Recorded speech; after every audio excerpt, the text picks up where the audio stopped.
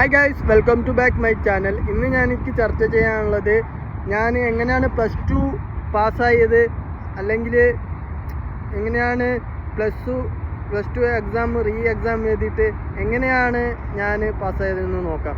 ഞാൻ 2013-14 +2 കഴിഞ്ഞത്. +2 കഴിഞ്ഞിട്ട് റിസൾട്ട് വരുമ്പോൾ ഞാൻ 6ൽ 4 സബ്ജക്റ്റിൽ ഫെയിലായും, ഇംഗ്ലീഷ്, അറബി, സെക്കൻഡ് ലാംഗ്വേജ് ആയ അറബിയിൽ പാസ്സാവുകയും ചെയ്തു. പക്ഷേ എന്നെ സംബന്ധിച്ചിടത്തോളം എനിക്ക് വല്ലാതെ എന്തോ ഒന്ന് തോന്നി. ഇതുവരെ ഞാൻ ഗൗരവത്തിലൊന്നും എടുത്തിട്ടില്ല. പക്ഷേ എന്നെ സംബന്ധിച്ചിടത്തോളം എനിക്ക് വാശിയായിരുന്നു എങ്ങനെയെങ്കിലും +2 എക്സാം എഴുതി പാസ്സാവണമെന്ന്. അതിനുശേഷം എൻ്റെ ഇളയമ്മ പറഞ്ഞു, നീ എന്തായാലും അടുത്ത വർഷം എക്സാം എഴുതിയിട്ട് പാസ്സാവ്, എന്തായാലും നിന്നെക്കൊണ്ട് ശ്രമിക്കും എന്നൊക്കെ പറഞ്ഞു. ട്യൂഷനൊക്കെ പോയിട്ട് പഠിക്കുക എന്നൊക്കെ പറഞ്ഞു. 6 മാസത്തെ കോഴ്സൊക്കെ ഉണ്ട് +2 പാസ്സാകുന്നത്. പക്ഷേ ഇളയമ്മ പറഞ്ഞു, അതിലൊന്നും പോകണ്ട, എന്തായാലും നീ എക്സാം തന്നെ എഴുതിയിട്ട് എടുക്കുമെന്ന് പറഞ്ഞു.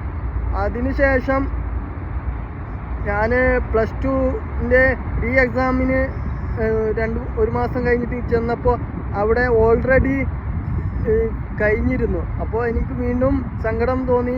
പിന്നെ ഞാൻ +1ൻ്റെ കൂടെ പരീക്ഷ എഴുതി. പിന്നെ അവിടെ നല്ല മാർക്ക് കിട്ടി. 4 സബ്ജക്റ്റിലും നല്ല അത്യാവശ്യം 24ന് മേളിലൊക്കെ മാർക്കുണ്ടായിരുന്നു. പിന്നെ ഞാൻ വിചാരിച്ചു ട്യൂഷന് പോകാമെന്ന് വിചാരിച്ചു. അങ്ങനെ ട്യൂഷന് പോയി. 6 മാസം കണ്ടിന്യൂസ് ആയി ട്യൂഷന് പോയി. അക്കൗണ്ട്സ് ആദ്യം എനിക്ക് ഒന്നും അറിഞ്ഞിട്ടുണ്ടായിരുന്നില്ല. മറ്റു വിഷയങ്ങൾ ഞാൻ ലേബർ ഇന്ത്യ പോലെയുള്ള പുസ്തകങ്ങൾ വായിച്ചിട്ടാണ് നോക്കുന്നത്. പക്ഷേ എനിക്ക് ഒരേ ഒരു സബ്ജക്റ്റായിരുന്നു എനിക്ക് കുറച്ച് ടഫായി തോന്നിയത്, അക്കൗണ്ട്സ്. അതിന് മാത്രമേ ഞാൻ ട്യൂഷന് പോയിരുന്നുള്ളൂ. പിന്നെ ആ ട്യൂഷന് അവിടെയുള്ള സമയത്ത് അവിടെ നിന്ന് കുത്തിയിരുന്ന് പഠിക്കുകയും അവർ ചെയ്യുന്ന എല്ലാ ഹോം വർക്കുകളും ഒക്കെ കൃത്യമായിട്ട്, അന്ന് വരെ പഠിക്കാതിരുന്ന ഞാൻ അന്ന് മുതൽ എല്ലാം ശരിയായി ചെയ്യുകയും ചെയ്യുള്ളൂ. അങ്ങനെ +2 എക്സാം വന്നു.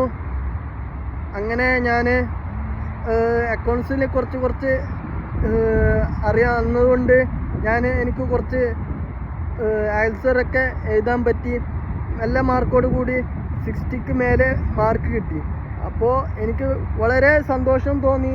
കാരണം എന്നെക്കൊണ്ട് ഒരിക്കലും സാധിക്കാൻ കഴിയാത്ത കാര്യമാണ് സാധിച്ചത്. അതിനുശേഷം എനിക്ക് നല്ലൊരു കോൺഫിഡൻസ് വന്നു ലൈഫിൽ.